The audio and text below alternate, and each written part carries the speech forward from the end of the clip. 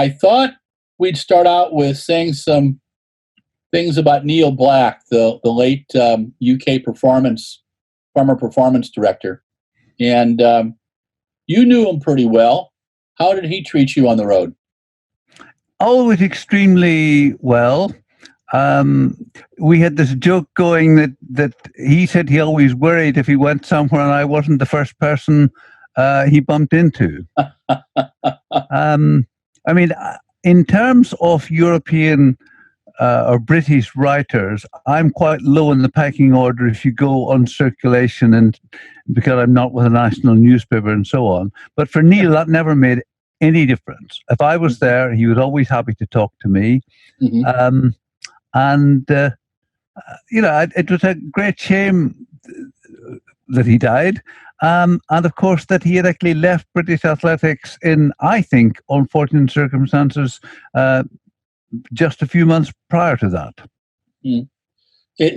Most of the media organizations said that he left because the medal numbers were down.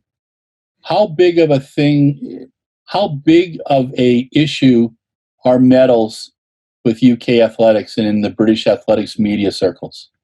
Well, it's not so much the media, but because we get, or rather, because our government gives money to Olympic sports in order for them to beat these terrible Americans and win as many medals as we can.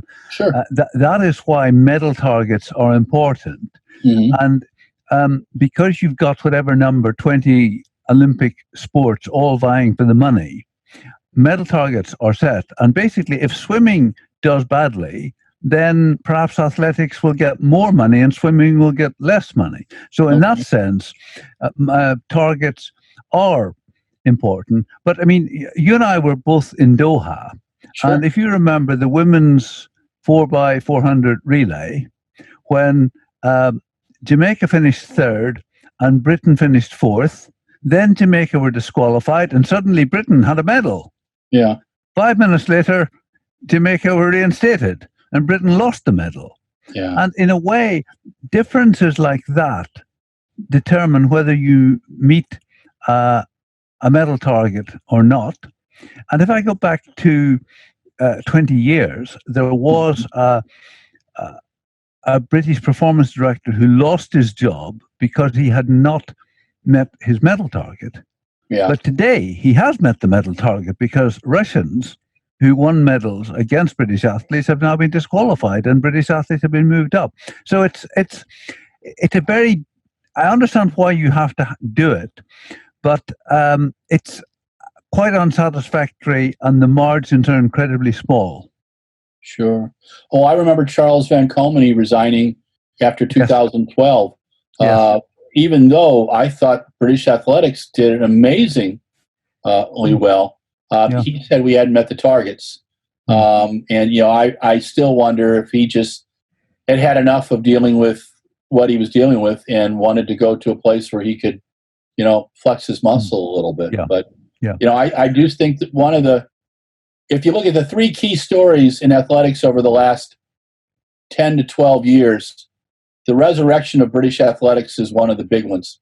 The rise in China, especially in their technical events, is another.